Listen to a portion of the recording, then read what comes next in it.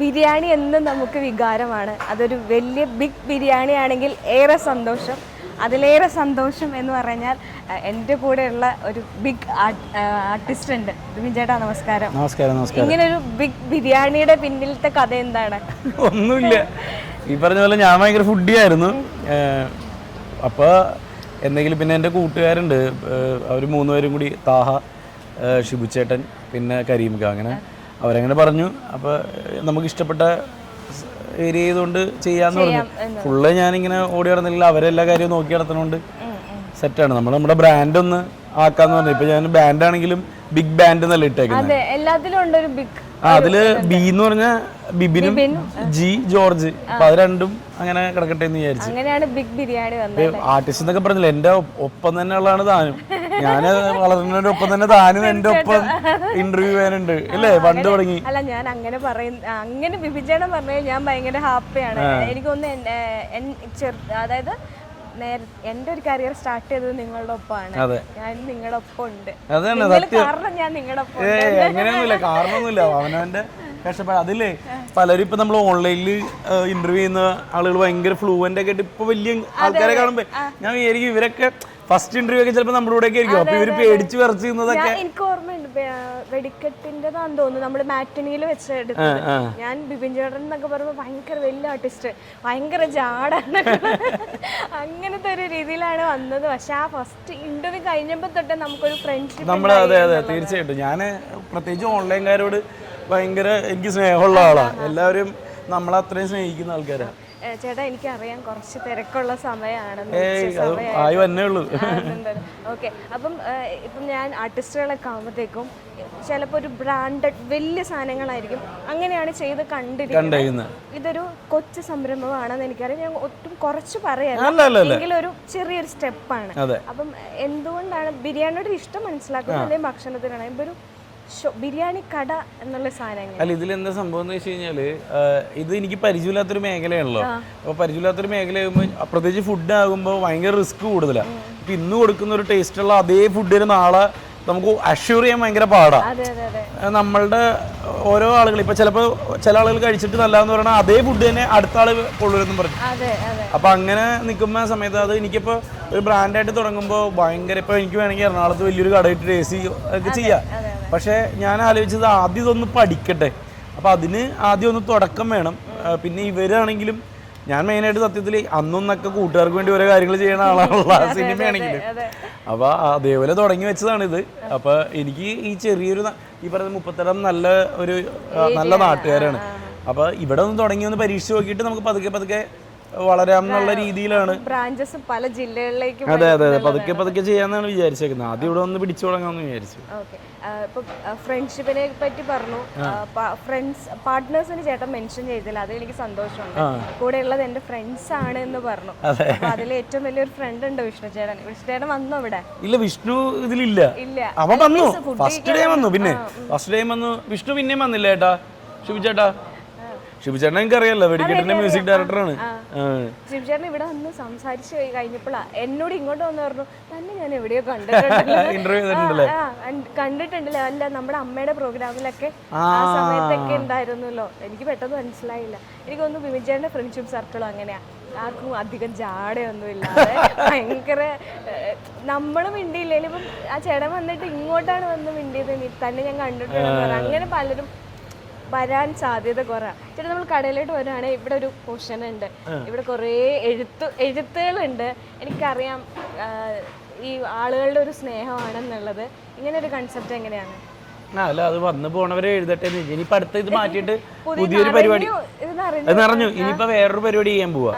അതായത് നമ്മളൊരു selfie corner വെക്കും.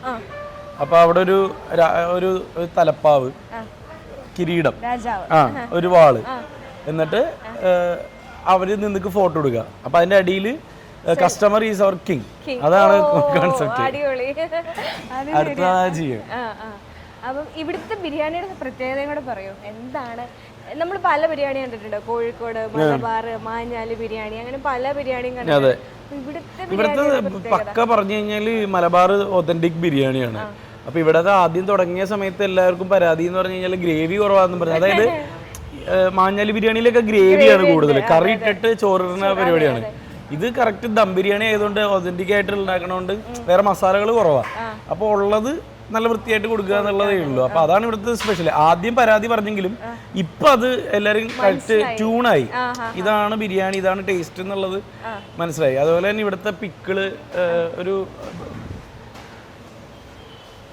സോറി ഏട്ടാ, ഇത് കണ്ട ഈ പിക്കിള് കണ്ട, ഇത് കറക്റ്റ് തലശ്ശേരി ബീട്രൂട്ട് തലശ്ശേരിയിലെ കല്യാണ വീടുകളിൽ കൊടുക്കുന്ന ഇതാ. ഞാൻ തലശ്ശേരി ബ്രിണ്ണല്ലേ പഠിച്ചതൊക്കെ, ബ്രിണ്ണൻ കോളേജിലെ പഠിച്ചത്. അപ്പൊ അവിടുത്തെ കല്യാണ വീട്ടിലെ തലേ ദിവസം പോയി കഴിക്കുമ്പോൾ ഈ പിക്കിള് ഭയങ്കര ടേസ്റ്റാ. അതില് ഈന്തപ്പഴം ഉണ്ട്. അതങ്ങനെ. അപ്പൊ അങ്ങനത്തെ ആൾക്കാരെ തന്നെ കിട്ടി എന്നുള്ളതാണ് നമുക്ക്. പിന്നെ വേറൊരു കാര്യമുണ്ട്, ചേട്ടൻ എപ്പോഴും ഇവിടെ വന്നിരിക്കാൻ പറ്റാത്ത തിരക്കുകൾ ഉണ്ടെന്നറിയാം. പിന്നെ ബിരിയാണിക്കൊപ്പം ചേട്ടനെ കാണാമെന്നുള്ള ആഗ്രഹത്തിൽ വരുന്ന ആൾക്കാരുണ്ട്. ആൾക്കാര് ഇവരൊക്കെ ഇതുണ്ട്, ഇവര് ഭയങ്കര എക്സൈറ്റഡ് ആ ചേട്ടൻ. പിന്നെ അവര് നല്ല ബിരിയാണി കണ്ണെടുത്തിട്ടില്ല, എന്നെ നോക്കിയിട്ട് കൂടി ഇല്ല അവര്. അല്ല, അത് സന്തോഷിക്കണം, അത് സൂപ്പർ ബിരിയാണി ആയതുകൊണ്ടല്ലേ. നമസ്കാരം. എവിടെന്നാ നിങ്ങള്? കാസർഗോഡാ? കാസർഗോഡ് എവിടെ? അങ്ങനെ പോകുന്നു ബിരിയാണി വിശേഷങ്ങൾ അല്ലേ. അപ്പൊ എങ്ങനെയുണ്ട് സിനിമാ വിശേഷങ്ങൾ കൂടെ നമുക്ക് കുറച്ച് പറയണ്ടേ? സിനിമാ വിശേഷം എന്താണ്, ഇപ്പൊ കുറച്ച് ഈ കഴിഞ്ഞ മാസം വരെ പടം ഇറങ്ങിയല്ലോ. അപ്പൊ ഞാൻ വിചാരിച്ചു ഇപ്പൊ വിഷ്ണു ഞാനും കൂടി പടം എഴുത്ത് കുറവായിരുന്നേ. അപ്പൊ ഈ പ്രാവശ്യം ഒരു എഴുത്ത് പരിപാടി പിടിച്ചേക്കുക. അതിനുവേണ്ടിയാണ്. അതെ, എല്ലാവരും ചെല്ലുമ്പോൾ നമ്മൾ എന്താ എഴുത്ത് പരിപാടി ചെയ്യണം. അപ്പൊ ഒരു ഫൺ, ഒരു ഫുൾ നല്ല ചിരിക്കാനുള്ള ഒരു പടം, ഞങ്ങളുടെ പഴയ റേഞ്ചിലൊരു പടം എഴുതണം എന്ന് പറഞ്ഞ് അതാണ് എഴുത്തിലായിരുന്നു. താൻ വിളിച്ചപ്പോഴും ഞാൻ എഴുത്തിലായിരുന്നു. ഞാൻ ദേശാഭിമാനിയിൽ ഇരുന്ന് എഴുതുമായിരുന്നു. അവിടെ നിന്ന് ഓടി വന്ന്. വേറൊരു ഇമ്പോർട്ടന്റ് കാര്യം ചോദിച്ചോട്ടെ, ഗ്യാസ് ഇല്ലാത്ത, ഗ്യാസിന് ക്ഷാമമുള്ള, വില കൂടി നിൽക്കുന്ന അവസ്ഥയിലാണ് ഇങ്ങനെ ഒരു കട തുടങ്ങുന്നത്. ആ ചലഞ്ച് എങ്ങനെ മറികടന്നു? ഗ്യാസ് ഇല്ലാണ്ട് കടകൾ പൂട്ടിയ സമയത്താണ് നമ്മൾ തുറക്കുന്നത്. അപ്പൊ ഞാൻ എല്ലാവരും എന്നോട് ചോദിച്ചു എന്താണ് ഗ്യാസ് ഇല്ലാത്തപ്പോ ഇങ്ങനെ തുടങ്ങിയെന്ന് ചോദിച്ചു. ഞാൻ പറഞ്ഞു അതല്ല ഓപ്പർച്യൂണിറ്റി. ആക്ച്വലി നമ്മളിപ്പോ പഞ്ചാബി കൊണ്ടേ മുടിവെട്ടുകട ഇടുന്ന പോലെ, പാകിസ്ഥാനിൽ പന്നിക്കട തുടങ്ങുന്ന പോലെ, അതാണുള്ള മണ്ടത്തരം. ഇത് പക്ഷേ ഓപ്പർച്യൂണിറ്റി ഇതാ, നേരെ തിരിച്ചാ. അപ്പൊ ഞങ്ങള് വിറകൊക്കെ വെച്ചിട്ടാണ് ആദ്യമേ തുടങ്ങി സെറ്റാക്കിയത്. ഇപ്പോഴും വിറക് കൊണ്ട് തന്നെയാണ് പോകുന്നത്. അങ്ങനെയാണ്. ഇത് ഷിബിച്ചേട്ടാ, ഇത് അടുത്ത പാർട്ട്ണർ, കൂട്ടുകാരനാണ് കരീമിക. എന്നെക്കാളും നല്ല പ്രായമുണ്ട്, എന്നാലും കൂട്ടുകാരനാണ്. ഇവരുടെ കൂട്ടത്തിൽ ഏറ്റവും ഇളയത് ഞാനാട്ടോ. ഇതുങ്ങളുടെ കൂടെ നടന്ന് മുതിർന്ന പോലെ ആയി ഞാൻ. ഞാൻ ഈ മഞ്ജു ചേച്ചിയുടെയും നസീർക്കയുടെയും കൂടെ കൂടിയിട്ടേ ചില നേരത്ത് അവിടെ ഇരുന്നിട്ട് ഒരേപോലെ സംസാരിക്കുമല്ലോ. അപ്പൊ ഞാനും എന്റെ പ്രായമുള്ളവരോടൊക്കെ മോനെ അങ്ങനെയൊക്കെ ആയി, തന്ത വൈബായി മക്കളെ എന്നുള്ള രീതിയിൽ. അല്ല, വൈബ് തന്തേന്ന് വേണമെങ്കിൽ പറയാം. വൈബ് തന്തയാണ്. അതെ, മീനാക്ഷി ഏറിപ്പോയതാണ് അങ്ങനെ പറഞ്ഞിട്ട്. ചേട്ടാ, ഇപ്പം റിയാലിറ്റി ഷോസിലൊക്കെ ജഡ്ജസ് ആയിട്ട് പോയിരിക്കുന്നുണ്ട്. ചേട്ടനെ ജഡ്ജ് ചെയ്തിട്ട് ഒരു കാലഘട്ടം ഉണ്ടായിരുന്നു, ജഡ്ജ് ചെയ്തിരുന്ന ഒരു കാലഘട്ടം. അപ്പൊ അതിൽ നിന്ന് ഇതിലേക്ക് വരുമ്പോ എന്താ ഫീല്? നസീർക്ക് എന്നെ ജഡ്ജ് ചെയ്തിട്ടുണ്ട്. നസീർക്കയുടെ മുമ്പിൽ ഞാൻ പ്രോഗ്രാം ചെയ്തിട്ടുണ്ട്. അതിൽ ഏറ്റവും വലിയ സന്തോഷം എന്ന് പറഞ്ഞാല് ഒരു ചെറിയൊരു മധുരപ്രതികാരം കൂടി ഉണ്ട് ആ ഇതില്, മനോരമയിൽ ഇരുന്നതില്. അതായത് ഞാൻ കോമഡി ഫെസ്റ്റിവലിന്റെ CC ആയിരുന്നു, ക്രിയേറ്റീവ് കോൺട്രിബ്യൂട്ടർ ആയിരുന്നു.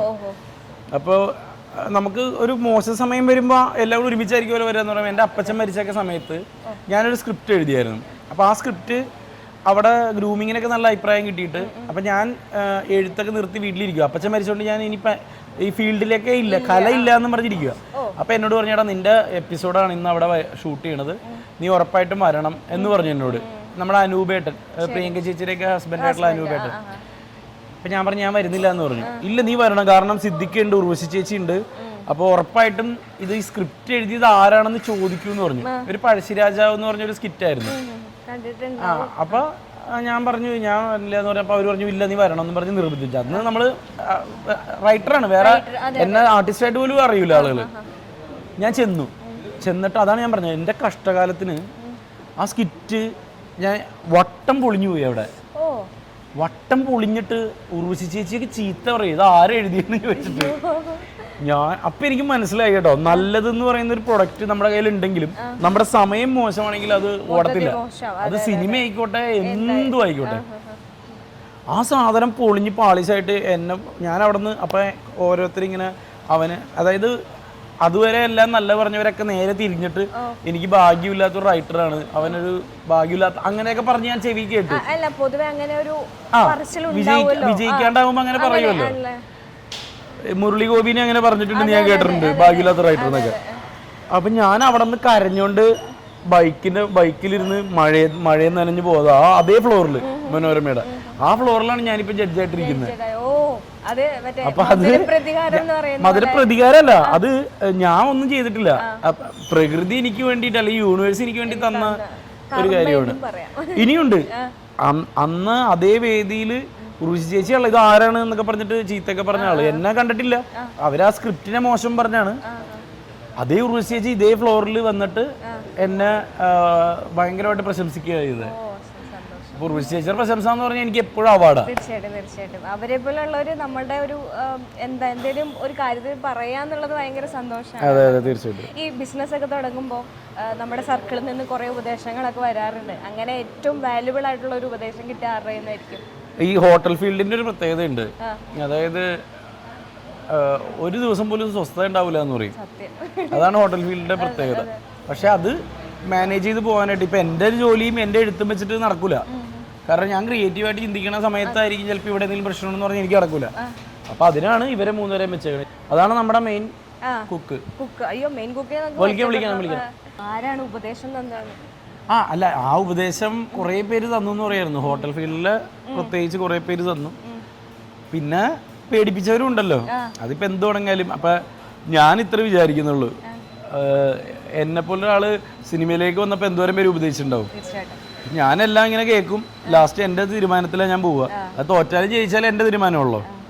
ആ ഒരു മൂഡിൽ അങ്ങോട്ട് പിടിച്ചേക്കുവാ. ഇത് എത്ര നാൾ പോകും, എങ്ങനെ പോകും, എങ്ങനെയാണെന്നുള്ളതൊന്നുമില്ല. നമ്മളങ്ങോട്ട് ഇറങ്ങി തിരിച്ചേക്കുവാ. ഇതല്ലായിരുന്നേ വേറെ എന്തായിരുന്നു? ഇപ്പൊ സിനിമ നമ്മൾ ചോദിക്കുന്നല്ലേ, സിനിമ അല്ലായിരുന്നേ വേറെ അങ്ങനെ ഒരു ചോദ്യം എപ്പോഴും അല്ല. ഞാൻ ഇവിടെ ഇപ്പൊ ഈ ബിസിനസ് അല്ലായിരുന്നെങ്കിൽ വേറെ ഒരു ബിസിനസ് മൈൻഡിൽ ചിന്തിച്ചു. ബിസിനസ് മൈൻഡിലല്ല, ഞാനിപ്പോ ഓൾറെഡി നിങ്ങൾക്ക് അറിയോന്ന് അറിയില്ല, ഞാൻ കുറ്റിപ്പുഴ സ്കൂളിൽ പഠിപ്പിക്കുന്നുണ്ട്. അറിയോ? ഞാൻ ഗവൺമെന്റ് എംപ്ലോയി ആണ് ആക്ച്വലി. എയ്ഡഡ് സ്കൂളിൽ ഗവൺമെന്റ് പോസ്റ്റാണ് എനിക്ക്. ഞാൻ ഒരു കൊല്ലമായിട്ട് ഹിന്ദി ഒരു സ്ഥലത്തും പറഞ്ഞില്ല. മഴവിൽ മനോരമയില് കഴിഞ്ഞ ദിവസം വന്നു. ഞാൻ സകലമായ സാധനം റിസർച്ച് ചെയ്തെന്നുള്ളൊരു കോൺഫിഡൻസിൽ ഇവിടെ നിൽക്കുന്നത്. അപ്പൊ ഈ സാധനം ഒരു കൊല്ലമായി ഹിന്ദി അധ്യാപകനായിട്ട് ഞാൻ കയറി. അവിടെ ഒരു കൊല്ലമായിട്ട് പഠിപ്പിക്കുന്നുണ്ട്. എന്നുവെച്ചാല് കിട്ടുന്ന സമയമൊക്കെ പോയിട്ട് സമയം കിട്ടാറുണ്ടോ? അതൊക്കെ ഞാൻ ഒപ്പിക്കും. പ്രൊമോഷൻ ടൈം അല്ലേ, പ്രൊമോഷൻ ടൈം എന്തായാലും പോണം. എത്ര മന്ത്ലി ഇത്ര ദിവസം വർക്ക് ചെയ്യണം? അങ്ങനെയുണ്ട്. അതാണ് ഞാൻ പറഞ്ഞത്, അതൊക്കെ മൾട്ടി ടാസ്ക് പരിപാടിയാ. അത് നടന്നു പോകുന്നേ, ഒരു ജീവിതമല്ലേ ഉള്ളൂ. അപ്പൊ പറ്റുന്ന എല്ലാ കാര്യങ്ങളും ചെയ്തു പോവുക. അങ്ങനെ ഒരു അധ്യാപകനായിട്ട്, അതായത് എൻ്റെ എഡ്യൂക്കേഷൻ എനിക്ക് ഒരു സൈഡിൽ ഉണ്ടായിരുന്നല്ലോ. അപ്പൊ അതുകൊണ്ട് എനിക്ക് എംപ്ലോയ്മെന്റിൽ നിന്ന് ജോലി കിട്ടി. അങ്ങനെ ഇവിടെ വന്ന് സെറ്റായി. അതെ. എനിക്ക് കേറ്റഡ് എക്സാം ആണ്. കേറ്റഡ് എക്സാം എനിക്ക് എഴുതിയെടുക്കണം ഒരു മാസത്തിനുള്ളിൽ. ആ എക്സാം എഴുതിയെടുത്താലാണ് സ്ഥിരമാക്കുള്ളൂ. ആക്ടറാണ്, ഡയറക്ടറാണ്, റൈറ്ററാണ്, ഇപ്പൊ ഒരു അധ്യാപകനാണ്. ഇനി എന്താ? ബിസിനസ് എന്റർപ്രണർ ആണ്. ഇനിയിപ്പോ എന്താ? എനിക്ക് ഈ ആക്ടിങ്ങിൽ ഇനിയും ഒരുപാട് മുന്നോട്ട് പോകണമെന്നുണ്ട്. എൻ്റെ മെയിൻ പോയിന്റ് സിനിമ തന്നെയാണ്. സിനിമ അല്ലാത്ത വേറൊരു ഫോക്കസും എൻ്റെ ഉള്ളിലില്ല. ഇതെല്ലാം സൈഡിൽ കൂടെ നടക്കും, ഒക്കെ കാര്യങ്ങളൊക്കെ പോകും. പക്ഷെ സിനിമയിൽ നല്ല സിനിമകൾ അഭിനയിക്കണം, എഴുതണം. സിനിമയിൽ തന്നെ നിലനിൽക്കണമെന്നാണ്. മരിക്കണവരെ അത് തന്നെയാണ് എൻ്റെ ആഗ്രഹം. ഇപ്പം പല ക്യാരക്ടേഴ്സ് ചെയ്തിട്ടുണ്ട്. ഏറ്റവും ലാസ്റ്റ് ഇറങ്ങിയ സിനിമയിൽ വില്ലനായിട്ട് വന്ന് നമ്മൾ കണ്ടു. ഇനി എന്തായിരിക്കും ഒരു ഡ്രീം റോള്, അല്ലെങ്കിൽ എനിക്ക് ഈ റോള് ചെയ്താൽ കൊള്ളാം എന്ന് തോന്നിയിട്ടുള്ളത്? അങ്ങനെ റോളില്ലടോ. എനിക്ക് എല്ലാം നമുക്ക് പറ്റുന്ന എല്ലാ പരിപാടികളും ചെയ്യാന്നുള്ളതേ ഉള്ളൂ. എനിക്ക് ഇന്ന കർണൻ, ഭഗത് സിംഗ് ഒന്നുമില്ല. അവസരങ്ങൾ യൂസ് ചെയ്യാം. അത്രേ ഉള്ളൂ. നമുക്ക് ഒന്ന് നടന്നു കിച്ചണൊക്കെയാണ് നമ്മൾ കാണാൻ പോകുന്നത്. കിച്ചണാണ്. ഇതായിരുന്നു വിറകടുപ്പിന്റെ ഏരിയ. ഇതാണ് കണ്ടോ? ഞങ്ങൾ ഇവിടെയാണ് വിറക് വെച്ചിരുന്നത്. അതാണ് ഇപ്പൊ എംപ്റ്റി ആയി കിടക്കുന്നത്. വിറകടുപ്പ് ക്ലൗഡ് കിച്ചനാണ് ഇവിടെ തന്നെ. ഇതാണ് നമ്മുടെ മെയിൻ ഭണ്ഡാരി. ഭണ്ഡാരി വരെ പരിചയപ്പെടുത്താണ്. വാ, ഒരാളെ കൂടി ഉണ്ടായല്ലോ, ചുണ്ടിട്ട് പോയല്ലേ. ഇതാണ് മെയിൻ ആള്, നിഹാദിക. എന്തായാലും സീക്രട്ട് ഒന്നും നമുക്ക് പറഞ്ഞു തരില്ലെന്നറിയാം. എന്നാലും ഞങ്ങളെ ഇത്ര ആസ്വാദ്യമാക്കുന്ന എന്ത് മാജിക് ഉള്ളത്? നാച്ചുറൽ തന്നെ. ഒന്നും ആർട്ടിഫിഷ്യൽ ഇല്ല അത് തന്നെയാണ് ഏറ്റവും വലിയ പ്രത്യേകത. നമ്മുടെ ഇതിന് മട്ടിക്കില്ല. സാധാരണ ബിരിയാണി കഴിയുമ്പോൾ ഒരു മട്ടിക്കലുണ്ട്. ഉച്ച കഴിഞ്ഞിട്ടാണെങ്കിൽ ഒരു ഉറക്കം വരും. ആ സാധനം ഇതിലില്ല. കാരണം കഴിഞ്ഞ ഇപ്പോൾ മായുടെ ക്രിക്കറ്റ് അസോസിയേഷൻ്റെ പരിപാടിക്ക് നമ്മളാ കൊടുത്തത്. ഉച്ച കഴിഞ്ഞിട്ടും ക്രിക്കറ്റ് കളിക്കണമായിരുന്നു. അവിടെ നിന്നെല്ലാം നമുക്ക് വിളി വന്നത് ഇവിടെ അത് കഴിച്ചിട്ട് വീണ്ടും കഴിക്കാനേ തോന്നുന്നത്, ഒരിക്കലും ഒരു മട്ടിപ്പില്ല എന്നുള്ളതാണ്. അപ്പോൾ അതുകൊണ്ട് നാച്ചുറൽ ഇൻഗ്രീഡിയൻസ് ഉള്ളു. ഇന്നലെ നളൻ ഉണ്ടല്ലോ, ഷെഫ് നളൻ വന്നിട്ടുണ്ടായി. പുള്ളീനെ അറിയാലോ, ഓരോന്നിനും അണുപിടിക്കുന്ന ആളാണ് പുള്ളി ഇന്നലെ കഴിച്ചിട്ട് പുള്ളി ഭയങ്കര അഭിപ്രായം പറഞ്ഞിട്ടാണ് പോയത്. ഇന്നലെ ഈ പുള്ളി ഉണ്ടായിരുന്നില്ല, വേറൊരാളായിരുന്നു. പുള്ളിയെ ചൂണ്ടിക്ക് പോയി. ആരിഫ്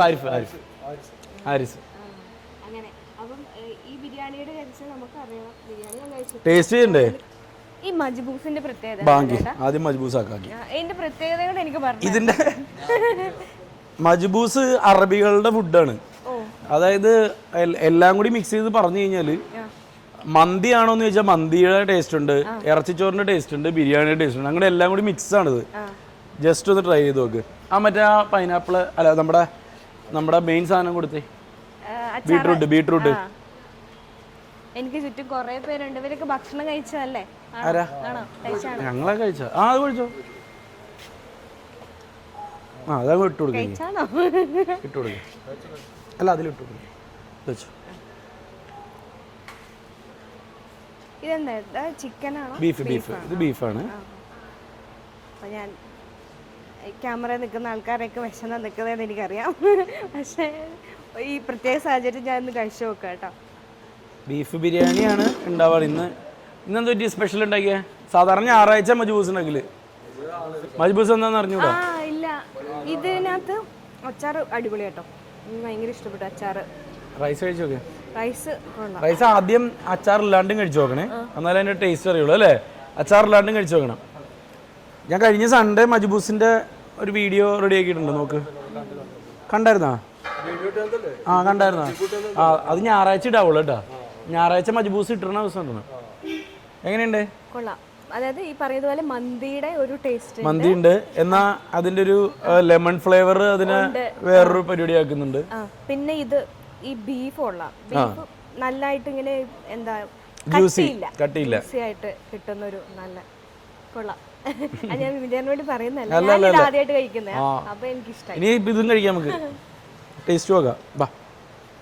ഇക്കാ ഒരു ഇത്തിരി ചിക്കൻ ബിരിയാണി കൊടുത്തേ. ഇത് തന്നെ കൂടുതലാ എനിക്ക്. മസാല കൊടുക്ക്. ഇനി ഏകദേശം തിരക്കുകൾ വരുന്നത് ഏതാ? ഈ ടൈം തന്നെയാണ്. ഈ ടൈം തന്നെ കൂടുതൽ പാർസലാണ് ഇവിടെ പോകല്. ഞാൻ ശ്രദ്ധിച്ചു, ഞാൻ ഇവിടെ വന്നിരുന്നപ്പം ഒത്തിരി പേര് കൂടുതലും പാർസലാ പോകുന്നത്. പിന്നെ ചിലവര് ചൂട് കാരണം ഇരിക്കാനുള്ള ബുദ്ധിമുട്ടുള്ളവരുണ്ടല്ലോ, അവര് പാർസൽ ഹോം ഡെലിവറി ഒക്കെ ഉണ്ടോ? എല്ലാം സ്വിഗ്ഗി സൊമാറ്റോ കണക്ട് ആയിട്ടില്ല, അതാക്കണം. ഇപ്പം നിലവിൽ ബിരിയാണി മാത്രമേ ഉള്ളൂ. നിലവിൽ ബിരിയാണി മാത്രമേ ഉള്ളൂ. ബിരിയാണി മജ്ബൂസ് ഒക്കെയാണ് കൊടുക്കുന്നത്. പിന്നെ നെയ്ച്ചോറും പരിപ്പ് കറിയുണ്ട്. പരിപ്പ് കറി ഭയങ്കര സ്പെഷ്യൽ പരിപ്പ് കറിയാ. ഞാൻ ഒരു പേരിട്ടുണ്ട്, തലശ്ശേരി മൊഞ്ചത്തി. ബീഫും അടിപൊളിയാണ്, ബീഫിനെക്കാളും ടേസ്റ്റ് പരിപ്പ് കറിയാണ്. അങ്ങനെ നമുക്ക് കുറച്ച് വിശേഷങ്ങൾ അങ്ങോട്ട് പറയാം. കടയുടെ ഒപ്പം തന്നെ സിനിമ വിശേഷങ്ങളും ഉണ്ട്. കൂടുതൽ സിനിമയെ കൂടി ഇൻക്ലൂഡ് ചെയ്യിക്കുന്ന കുറച്ച് കാര്യങ്ങൾ ചോദിച്ചോട്ടെ. അതായത് സിനിമാക്കാർ ഒന്നിലെ ബിസിനസ് അല്ലെങ്കിൽ രാഷ്ട്രീയം അങ്ങനെയുള്ള മേഖലയിലേക്ക് കടന്നുകൊണ്ടിരിക്കുന്ന കാലഘട്ടമാണ്. ഇപ്പം രമേശ് ചേട്ടൻ രാഷ്ട്രീയത്തിലേക്ക് വന്നു, MLA ആയി. ഭയങ്കര സന്തോഷത്തോടെ പ്രൗഡായിട്ടാണ് നമ്മൾ കണ്ടത്. എങ്ങനെ കാണുന്നു അതിനെ? അത് തന്നെ തീർച്ചയായിട്ടും. ഞാൻ ഭയങ്കര വിഷനുള്ള ഒരാളാണ് രമേശ് ചേട്ടൻ. ഞാൻ ബഡായി ബംഗ്ലാവ് എഴുതാൻ ചെല്ലുമ്പോൾ പുള്ളി ഡയറക്റ്റ് ചെയ്യണ കാര്യം പറയും. അതായത് അടുത്തൊരു 5 കൊല്ലത്തിനുള്ളിൽ ഡയറക്ടറായി കഴിഞ്ഞിട്ട് പുള്ളി ഈ പറഞ്ഞ രാഷ്ട്രീയത്തിൽ ഇറങ്ങുന്ന കാര്യം. ഇതൊക്കെ ഒരു 5 കൊല്ലത്തേക്ക് ബാക്കി എന്ത് ചെയ്യണം എന്നുള്ളത് പുള്ളി നമ്മുടെ പൃഥ്വിരാജേട്ടനെ പോലെയാണ്. എല്ലാ കാര്യവും പ്ലാൻഡും കറക്റ്റായിട്ട് അവിടെ ആ ടൈം ആകുമ്പോൾ എത്തുന്നുണ്ട്. എനിക്ക് ഒരു സംശയം ഉണ്ടായില്ല പുള്ളി ജയിക്കൂലെന്ന്. പുള്ളി ജയിക്കുന്നു 100% ഉറപ്പാണ്. അത് എന്തുകൊണ്ടാന്ന് പറഞ്ഞാൽ ഓരോരുത്തരുടെ ഡിറ്റർമിനേഷൻ കാണുമ്പോൾ നമുക്ക് അറിയാലോ. താല്പര്യമുള്ള മേഖലയാണോ? എനിക്കോ? ഇല്ല, ഞാൻ പറഞ്ഞില്ല, എനിക്ക് സിനിമ അല്ലാതെ വേറെ ഒരു ഫോക്കസും ഇല്ല നിലവില്.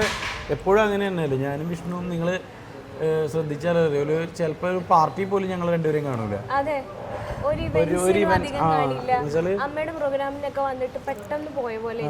അല്ല, ആ പരിപാടിയൊക്കെ പങ്കെടുക്കും, അല്ലാതെ ഇതല്ലാതെ നമുക്ക് വേറെ കിക്കൊന്നുമില്ല. ഞാൻ പറഞ്ഞ മനസ്സിലായില്ലേ? മനസ്സിലായി. അപ്പോൾ വേറെ ഇതൊക്കെ ഉണ്ടെങ്കിൽ പോലും ഇപ്പം നമ്മളിപ്പോൾ ക്രിസ്മസിന്, ന്യൂ ഇയർ അങ്ങനത്തെ ഫംഗ്ഷനുകളിലൊക്കെ ഉള്ളു വേറെ പരിപാടികളൊക്കെ. അതല്ലാതെ ഈ സിനിമ എന്ന് തന്നെ പറഞ്ഞ് നടക്കണേണ്. ഇത്രയും കൊല്ലമായിട്ട് നിങ്ങൾക്ക് ഏകദേശം നമ്മളെ മനസ്സിലായിട്ടുണ്ടാവുമല്ലോ.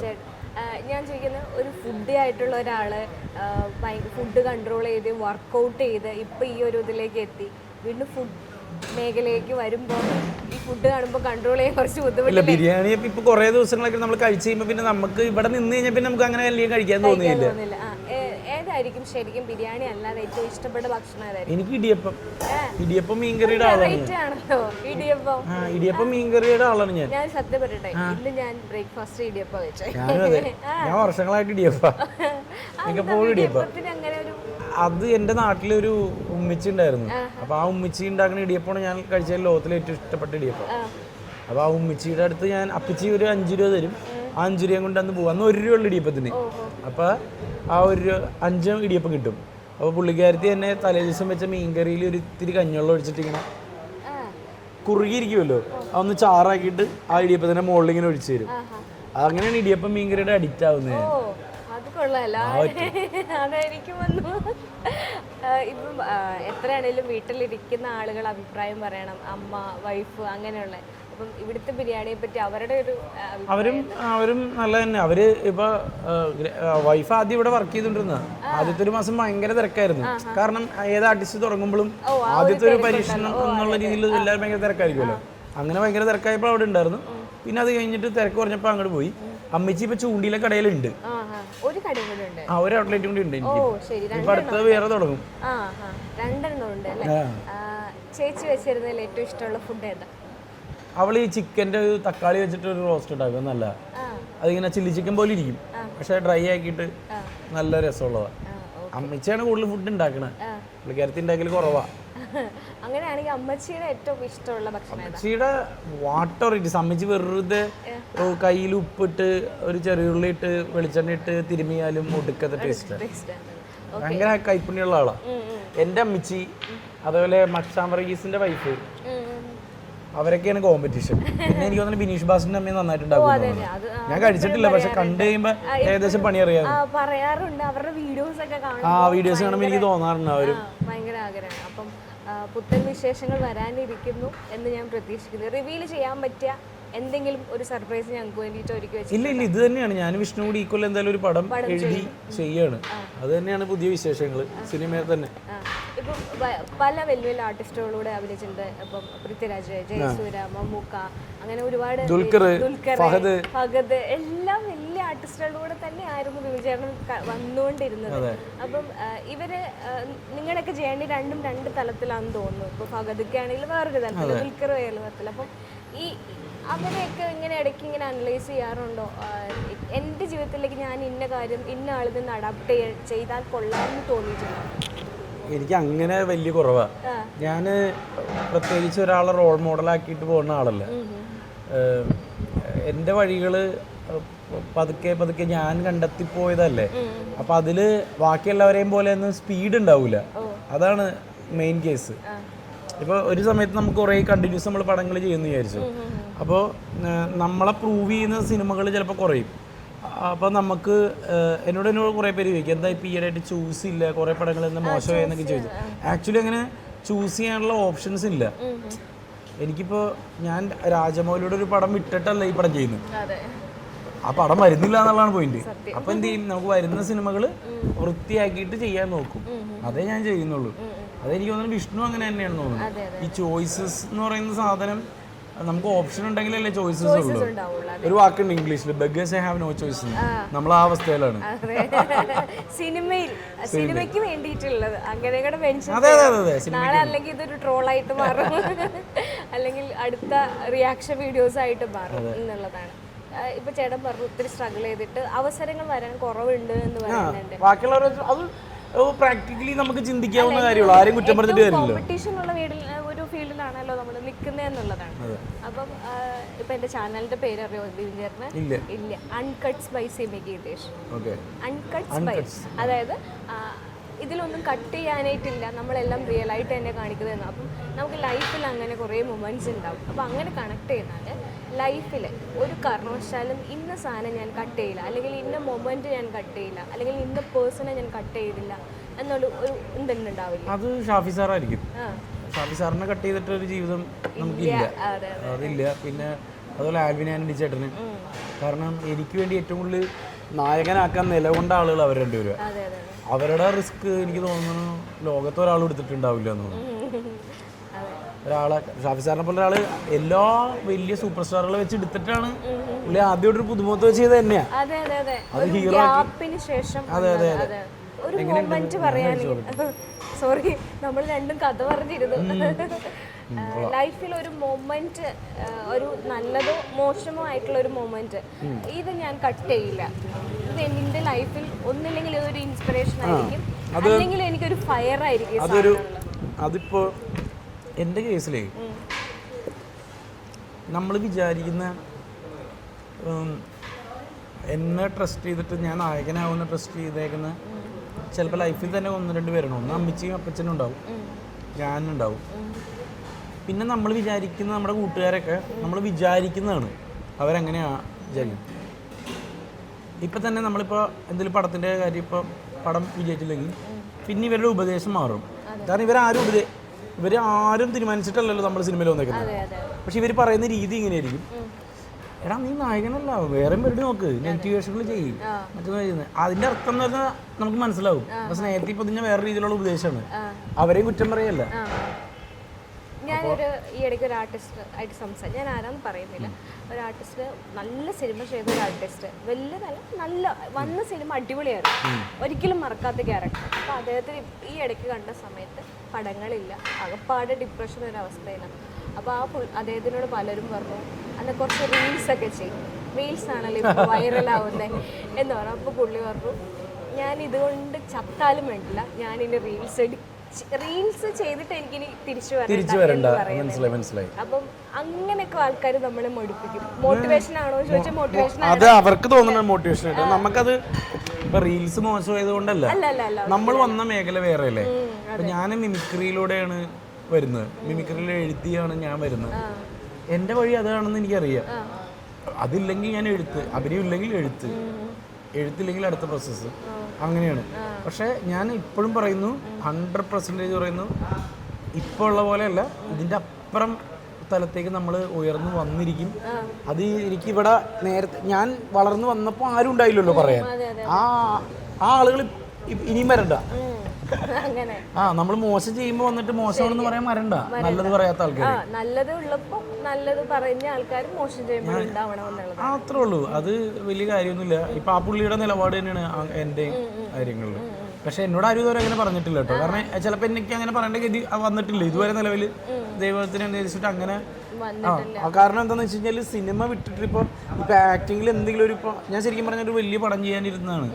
അപ്പോൾ സത്യത്തിൽ വലിയ സിനിമ ചെയ്യായിരുന്നു വെച്ചാൽ ആ സിനിമ എൻ്റെ കഷ്ടകാലത്തിന് മാറി. ഇപ്പം മാറി, ഒരു 2 മാസമായിട്ടുള്ളത് മാറിയിട്ട്. അപ്പം ഞാൻ പെട്ടെന്ന് ഈ സമയത്ത് ബ്ലാങ്ക് ആയിപ്പോയി. പക്ഷെ ഞാൻ ബ്ലാങ്ക് ആകുമ്പോഴും ഞാൻ ചിന്തിക്കണം എന്താണെന്നറിയാമോ, ദൈവം ആ സ്വപ്നം ഉണ്ടായിരുന്നു. അതാണ് ഞാൻ പറഞ്ഞത്. അതിന് ഞാൻ ചിന്തിക്കുന്നത് നഷ്ടപ്പെട്ടു എന്ന് മാത്രമല്ല, എനിക്കതില്ലെങ്കിൽ ഇപ്പോൾ ചാനലിൽ എനിക്ക് 10-12 ദിവസം കൺഫേം ഷൂട്ടുണ്ട്. അതും ഏറ്റവും വലിയ ജനപ്രിയ പ്രോഗ്രാം. ആ പ്രോഗ്രാമിൽ വന്നതിന് ശേഷമാണ് ഞാനെന്ന വ്യക്തിനെ ആളുകൾ ഇഷ്ടപ്പെട്ടു തുടങ്ങിയത്. പണ്ട് ആർട്ടിസ്റ്റിന് ഇഷ്ടപ്പെടലും പരിപാടിയൊക്കെ ഉണ്ടായിരുന്നു. പക്ഷേ ഇപ്പം നിങ്ങൾക്ക് തന്നെ നേരത്തെ പരിചയമുള്ളതുകൊണ്ട് ഞാൻ അങ്ങനെയാണെന്ന് അറിയാം. പക്ഷെ പുറത്തുള്ള ഒരാൾക്ക് എപ്പോഴും നമ്മളെ ലോങ്ങിൽ നോക്കുമ്പോൾ ഒരു വേറെ ആളെ പോലെ അത് ചാടക്കാരനാണ് തോന്നുന്നത്. അത് മാറിയത് ഈ ബമ്പർ ചിരിയാണ്. ആ പരിപാടി ഉണ്ട് 10-12 ദിവസം. അത് ഈ പറഞ്ഞ സിനിമയുടെ തിരക്കഥയുണ്ട്. 2 പടം എഴുതി സെറ്റ് ആയിക്കൊണ്ടിരിക്കുക. സ്കൂളുണ്ട്, ഇവിടെയുണ്ട്. ഞാൻ പറയുന്നത് ഇത്രയും ദൈവാനുഗ്രഹങ്ങൾ നമുക്ക് ദൈവം തന്നിട്ട് പിന്നെ അതിൽ നമ്മൾ ഇതില്ല എന്ന് പറഞ്ഞ സങ്കടപ്പെടുന്ന പൊട്ടത്തര. ഗ്രാറ്റിറ്റ്യൂഡാണ് വേണ്ടത്. നമുക്കുള്ളതിൽ നന്ദിയാവുക എന്നുള്ളതല്ലേ. എന്നിട്ട് എന്താണ് നമ്മൾ അതിൽ നിന്നുകൊണ്ട് തന്നെ അടുത്ത സ്റ്റെപ്പിലേക്ക് വരും. ഇതൊരു താൽക്കാലികമായ സ്റ്റോപ്പാണ് എന്ന് വേണം വിചാരിക്കാൻ. ദൈവത്തെ ടച്ച് വുഡ് അങ്ങനെയൊന്നും വന്നിട്ടില്ല. ഇനി വന്നാൽ പോലും ഞാനതിൽ ഓക്കെയാണ്. ഇപ്പം എന്നോട് നമ്മുടെ ബാക്കിയുള്ളവർ പറയും ഫോളോവേഴ്സ് എനിക്കെന്തോ 165 അത്രയാണ് ഫോളോവേഴ്സ് ഇൻസ്റ്റാഗ്രാം. മറ്റേ 5 lakhs ഉണ്ട്. അതൊക്കെ അപ്പം ഈ ഇതിന് വേണ്ടി ഞാൻ ഒന്നും ചെയ്തിട്ടില്ല. അപ്പൊ എന്നോട് എല്ലാവരും പറയും ദിവ്യ ഓൺ വോയിസിൽ അത് ഈ ഷൂട്ടിംഗിൽ മറ്റേത്. പക്ഷെ ഞാൻ പറയുവേ എടാ അതെന്റെ പ്രൊഫഷനല്ല. പാട്ടൊക്കെ പാടിയിട്ട് ഇടയ്ക്ക് രസത്തിന് ഇടുക പോവുക എന്നൊക്കെ ഉള്ള അല്ലാതെ ഇത് വെച്ചിട്ട് റീച്ച് ഉണ്ടാക്കിയിട്ട് അതല്ല. ഞാനെപ്പോഴും വിചാരിക്കുന്ന 3 Idiots'ൽ ആമിർ ഖാൻ പറഞ്ഞൊരു വാക്കാണ് കാബിൽ ബനോ എന്ന് പറയും ഹിന്ദിയിൽ. അതായത് നമ്മൾ ഗുഡ് ക്വാളിറ്റി ഉള്ളവരാവുക, സക്സസ് നമ്മളിലേക്ക് വരും, നമ്മൾ സക്സസിന്റെ പുറകെ ഓടണ്ട. അതാ 3 Idiots'ന്റെ ലാസ്റ്റ് പറയുന്ന ക്ലൈമാക്സ്. ഇപ്പൊ ഈ കുട്ടികളെ പഠിപ്പിക്കാൻ പോകുമ്പോഴേ അവരുടെ ഇടപെടൽ എങ്ങനെയാ? അയ്യോ തുടക്കം ഭയങ്കര ചിരിയായിരുന്നു. അതിൽ പക്ഷെ നമ്മൾ പെട്ടെന്ന് വില്ലനാവും ക്ലാസ്സിൽ. കാരണം പിള്ളേരെല്ലാരും കണ്ടേക്കണത് എന്നെ ചിരിച്ച മുഖത്തോടു കൂടി. ഈ കുറെ നേരം ക്ലാസ് എടുത്തു കഴിഞ്ഞ് പിള്ളേര് വർത്താനമൊക്കെ പറയുമല്ലോ, അപ്പൊ മിണ്ടലേന്ന് പറഞ്ഞ് ചൂടാകുമ്പോ അവർക്ക് നേരെ ഓപ്പോസിറ്റ് അടിക്കും എന്റെ ക്യാരക്ടർ. എന്നാൽ ചൂടാവല്ലേത് പറയാൻ, അതായത് മിണ്ടാതിരിക്കാൻ പറയാൻ പറ്റില്ല, ദേഷ്യപ്പെടാതിരിക്കാൻ പറ്റില്ല. പിള്ളേരത്ത അലമ്പ. അത് ഭയങ്കര പാടല്ലേ? അവര് സിനിമയിൽ കണ്ട ഒരാള് ഞങ്ങളെ പഠിപ്പിക്കാൻ ഫ്രണ്ട് വന്നിരിക്കാന്നൊക്കെ പറയുമ്പോ അതൊരു ലക്കും കൂടെയാണ് എന്നുള്ളത്. അതെ അതെ. ജഗദീശനൊക്കെ അധ്യാപകനായ ശേഷം നടനായത്. ഇത് നടനായ ശേഷം അധ്യാപകനാകും വേറെ പ്രശ്നം. അത് നല്ല രസാ. അതിനകത്ത് ഇപ്പം നമ്മൾ എല്ലാ സൈഡും സംസാരിക്കണമല്ലോ. ഇപ്പൊ റിവ്യൂ ബോംബിങ്ങിനെ പറ്റി സംസാരിക്കുന്ന കാലഘട്ടം എന്നല്ല, ഈ ആഴ്ചയിലൊക്കെ നമ്മൾ സംസാരിച്ചതാണ്. അത്തരം കാര്യങ്ങൾ ചേട്ടൻ ശ്രദ്ധിക്കാറുണ്ടോ? റിവ്യൂ ബോംബിങ്ങിനും റിവ്യൂവിനെ ഞാൻ സത്യം പറഞ്ഞാല് വെടിക്കെട്ടിലുള്ള അശ്വന്തുക്കൊക്കെ ഈ പറഞ്ഞ പോലെ ഈ മാധവനെ പറഞ്ഞ പോലെ എന്നെ ഭയങ്കരമായിട്ട് പറഞ്ഞ ആളാണ്. ഞാൻ ആ റിവ്യൂ പോലും ഞാൻ മര്യാദക്ക് കണ്ടിട്ടില്ല. എന്നോട് എല്ലാവരും പറഞ്ഞു ഇങ്ങനെയൊക്കെ പറഞ്ഞിട്ടുണ്ടെന്ന്. ശരി എന്ന് പറഞ്ഞു. ഞാൻ ചിന്തിച്ചെന്താണെന്ന് അറിയാമോ, ഞാൻ അന്ന് എനിക്ക് ഭയങ്കരമായിട്ട് വിഷമമൊക്കെ ആയി. ഞാനും എതിർത്ത് പറഞ്ഞിരുന്നല്ലോ അന്ന്. ഇതേപോലെ അല്ല പറഞ്ഞത്, പത്രസമ്മേളനത്തിൽ എന്തോ ചോദിച്ചപ്പോൾ ഞാൻ അതിന് മറുപടി പറഞ്ഞു. അത്രേ ഉള്ളൂ. എനിക്കിതിൽ നിന്ന് മനസ്സിലായത് നമ്മൾക്ക് നമ്മളെ വിശ്വാസമുള്ളിടത്തോളം കാലം, നമ്മുടെ കഴിവിൽ വിശ്വാസമുള്ളിടത്തോളം കാലം ഇവരാരുമല്ല നമ്മളെ സൃഷ്ടിച്ചതും ഇവരുടെ നിരൂപണം കൊണ്ടല്ല നമ്മൾ രക്ഷപ്പെട്ടതും. ഇവരല്ല നമ്മളെ വിമർശിച്ചിട്ട് നമ്മൾ നശിഞ്ഞു പോകുന്നതും. അവർ വിമർശിച്ചാൽ നശിഞ്ഞും പോകില്ല, അവർ നന്നാന്ന് പറഞ്ഞാൽ നമ്മൾ നന്നാവുകയില്ല. അവരവരവരുടെ ജോലി ചെയ്യുന്നു, ഞാൻ എൻ്റെ ജോലി ചെയ്യുന്നു. നമ്മുടെ ജോലിയിൽ ഫോക്കസ് ചെയ്യുക, നെഗറ്റീവായിട്ടുള്ള കാര്യങ്ങൾ ആ ഏരിയയിലേക്ക് പോകാതിരിക്കുക. ഇപ്പോൾ ഇറച്ചി വെട്ടുന്ന ആൾ തീരുമാനിക്കുകയാണ് അയ്യോ ഞാൻ വെട്ടിയാൽ ബീഫിന് വേദനിക്കുമല്ലോ എന്ന് വിചാരിച്ചു കഴിഞ്ഞാൽ അയാൾക്ക് അതിന് ജോലി ചെയ്യാൻ പറ്റുമോ? അത്രേ ഉള്ളൂ. എപ്പോഴെങ്കിലും ഈ റിവ്യൂസ് നെഗറ്റീവായിട്ട് സിനിമയെ ബാധിക്കുന്നുണ്ടെന്ന് തോന്നിയിട്ടുണ്ട്? അല്ല, വെടിക്കെട്ട് ഭയങ്കരമായിട്ട് ബാധിച്ചില്ലേ? Of course. എന്തുകൊണ്ടാണ് ഇപ്പൊ വെടിക്കെട്ട് എന്നിട്ട് ഇപ്പൊ നല്ല എന്ന് പറയുന്നത്? അത് പറ. അതെ, OTT-ൽ നല്ല അഭിപ്രായം ഉണ്ടായിരുന്നു. ഇപ്പോഴും അതിന്റെ കുറെ കട്ട്സും കാര്യങ്ങളൊക്കെ, പാട്ടുകള്. ഞങ്ങൾക്കും വിഷ്ണുവിനും തലയുർത്തി പിടിച്ചിട്ട് ഇപ്പോഴും സ്റ്റേജിൽ നിന്ന് ഞങ്ങൾ വെടിക്കേണ്ട ഡയറക്ടറാന്ന് പറയാൻ പറ്റുന്നില്ല. ഇല്ലെങ്കിൽ ഫ്ലോപ്പ് സിനിമ ആകുമ്പോൾ നമ്മൾ എന്ത് പറയും, നമ്മളത് മനഃപൂർവ്വം മിണ്ടാതിരിക്കും. ഇത് ഇപ്പോഴും നമ്മൾ പ്രൗഡായിട്ടല്ലേ പറയുന്നത് വെടിക്കെട്ടിനെ പറ്റി. അതെന്തുകൊണ്ടാന്ന് വെച്ച് കഴിഞ്ഞാല് പരിപാടി നല്ലത് തന്നെയാണ്. ഇപ്പോഴും അതിൽ ഒരു മാറ്റവും ഇല്ല. പക്ഷെ എവിടെയോ എന്തോ ഞാൻ നേരത്തെ പറഞ്ഞ സമയത്തിന്റെ അങ്ങനെ അപ്പൊ അതുകൊണ്ട് ഒരു അവസരം കിട്ടിയാൽ ചേട്ടന്റെ ഏത് സിനിമ റിലീസ് ചെയ്യും? അത് കാലഘട്ടം നോക്കും. ഇപ്പൊ ആണെങ്കിൽ 2026 ഇപ്പോഴാണെങ്കിൽ അമർ അക്ബർ തോന്നി അത് എപ്പോഴാണെങ്കിലും ഹിറ്റാണ്. കാരണം ഇപ്പോഴും 10 കൊല്ലത്തിന് ശേഷം നിങ്ങൾ അതിനെ പറ്റി സംസാരിക്കുന്നില്ലേ? ഒരു 10 വർഷം കഴിയും ഒരു കല ക്ലാസിക് ആണോ എന്ന് അറിയാനായിട്ട് ഒരു 10 കൊല്ലം അത് നിലനിൽക്കുന്നോന്ന് അറിയാമെന്നോ? ഇനിയിപ്പം കുറച്ച് സിനിമകൾ വരാനുണ്ട്. ഏറ്റവും എക്സൈറ്റഡ് ആയിട്ട് കാത്തിരിക്കുന്ന ഒരു സിനിമ ഏതായിരിക്കും? ഞാൻ മരതകം എന്ന് പറഞ്ഞിട്ട് സനുഷായിട്ടൊരു പടം അഭിനയിച്ച ഹീറോ ആയിട്ട്. ആ പടം എനിക്ക് ഭയങ്കര വിശ്വാസം മീൻസ് ആ പടം ഇറങ്ങാൻ ഇത്തിരി ഭയങ്കര ഡിലേ ആയി, കുറേ നാളായി ഷൂട്ട് ചെയ്തിട്ട്. കാരണം മലയാളത്തിലെ ആദ്യത്തെ ലൂപ്പ് ഫിലിം ആയിരുന്നു അത്. Loop cinema. നമ്മളിപ്പോ സംഭവം ഒക്കെ കണ്ടിട്ട് ഭയങ്കര വാവിളിക്കുന്നില്ലേ, അതേപോലത്തെ വണ്ടർ വാവിളിക്കുന്ന ഐറ്റം ഉണ്ടായിരുന്നു അതില്. പക്ഷെ അത് പല കാരണങ്ങൾ കൊണ്ട് ഇങ്ങനെ വന്നില്ല. എനിക്ക് ഭയങ്കര പ്രതീക്ഷയുള്ള സിനിമയാണ്. എനിക്കറിയത്തില്ല ഇനി വരാനുള്ളത്. ഓട്ടംതുള്ളല് ഉണ്ട്, ഓട്ടംതുള്ളല് ഉണ്ട്. പിന്നെ ഇപ്പൊ നിലവിൽ വേറെ പടങ്ങളൊക്കെ ഏകദേശം കഴിഞ്ഞു. എനിക്ക് തോന്നുന്നു കഴിഞ്ഞ കൊല്ലം 4-5 പടം വന്നില്ലേ എന്റെ? ശുക്രൻ, അപൂർവത്രന്മാര്, ഗുമസ്തൻ, പിന്നെ മറ്റേ വില്ലനായിട്ട് ചെയ്ത കൂടലിന്റെ ഒക്കെ കണ്ടില്ലേ? എനിക്ക് കൂടുതൽ ഇഷ്ടപ്പെട്ട ഒരു സിനിമ എടോ അതല്ലേ കൂടലിന്റെ ഇപ്പൊ എല്ലാരും ട്രോൾ ചെയ്യുന്നില്ലേ? അത് ആ കോസ്റ്റ്യൂമിനെ ട്രോൾ ചെയ്യുന്ന പടം ആരും കണ്ടിട്ടില്ല. ഫസ്റ്റ് ഹാഫിൽ എന്തിനാണ് ഇവൻ ഈ ക്രിയേറ്റ് ചെയ്ത് ഇങ്ങനെ സാഹിത്യം പറഞ്ഞതെന്നുള്ളതിന്റെ ഉത്തരം സെക്കൻഡ് ഹാഫിൽ ഉണ്ടല്ലോ. അതില് ശരിക്കും പറഞ്ഞ വില്ലൻ പരിപാടി ഭീകര പരിപാടിയാ. അത് പക്ഷെ ആരും അപ്രിസിയേഷൻ ചെയ്യില്ല. അതാരും അപ്രസിയേറ്റ് ചെയ്യില്ല, എല്ലാവരും ആ ട്രോളുടെ പുറകെ പോയി. പോയി അതും കുഴപ്പമൊന്നുമില്ല, നന്നായി എന്നുള്ളതാണ്. അപ്പം നമ്മൾ വിശേഷങ്ങൾ പറഞ്ഞാൽ നമ്മുടെ ബിരിയാണി ഇതിപ്പോ തണുത്തു, ഇനി വേറെ ഇരിക്കണം. ചേട്ടൻ കഴിച്ചായിരുന്നോ? ഞാൻ ഇന്ന് ഉച്ചക്ക് കഴിക്കുന്നില്ല, ഇന്നൊരു വൈകിട്ടൊരു ഫംഗ്ഷൻ ഉണ്ട്, അപ്പൊ അതിന് കഴിക്കാൻ വേണ്ടിയാ. പെങ്ങളുടെ വെഡിങ് ആനിവേഴ്സറിയാ. ഓ, അപ്പൊ കഴിഞ്ഞ വെഡിങ് ആനിവേഴ്സറിയുടെ ട്രീറ്റ് എവിടെ? ട്രീറ്റ് ആണ് ഇത് മാറ്റിക്കോ, ചൂട് മജ്ബൂസും ബിരിയാണിയും കൊടുക്കവർക്ക്. അപ്പൊ ഇങ്ങോട്ട് വന്നെ എനിക്ക് 2 പരാതികളുണ്ട്. ഹൗസ് വാമിങ്ങിന് എന്നെ വിളിച്ചില്ല, എന്നെ വിളിച്ചില്ല. എന്നിട്ട് ഞാനേ 2 ബുക്കിലുള്ള ലിസ്റ്റിലുള്ള ആളുകളെ വിട്ടുപോയിന്ന് വെച്ചാൽ വേറെ ഒന്നുമില്ല. അവസാനം ഇപ്പൊ പൈസയുടെ ടൈറ്റ് കയറി വന്നിട്ട് എന്റെ കിളി പോയി. ഒരു ബുക്കിൽ ഫുള്ള് ഞാൻ ആളുകളെ വിളിക്കാൻ വേണ്ടി വെച്ച്. പിന്നെ ഹൗസ് വാമിങ്ങിന് ഞാൻ വീഡിയോ കാണുമ്പോഴാണ് ഞാനെങ്കിലും ഓൾ ദി ബെസ്റ്റ് അയച്ചു. Thank you. ചേട്ടാ, നമ്മളിങ്ങനെ കഥ പറഞ്ഞാൽ കഥകൾ പറഞ്ഞുകൊണ്ടേ ഇരിക്കും. ചേട്ടന്റെ കച്ചവടം തടസ്സപ്പെടും എന്നുള്ളതാണ് എന്റെ മെയിൻ ടെൻഷൻ. ഒത്തിരി ആൾക്കാർ വരുന്നുണ്ട്. അപ്പം നമുക്ക് അവരെയൊക്കെ ഇൻവൈറ്റ് ചെയ്യാം, കൂടെ പിന്നെ നമുക്ക് ബിരിയാണിയും കഴിക്കാം. വളരെ സന്തോഷം. ഒരുപാട് തിരക്കിനിടയിൽ നിന്നാണ് വന്നത് എന്ന് എനിക്കറിയാം. Thank you so much. തിരക്കെന്നാണ് ഇപ്പൊ കുറച്ച് റിലാക്സ് ആണ്, എഴുത്തുണ്ടെന്നുള്ളൂ. ഓൾ ദി ബെസ്റ്റ് ചേട്ടാ. Thank you. നീ കൈ കൊണ്ടുവരാം.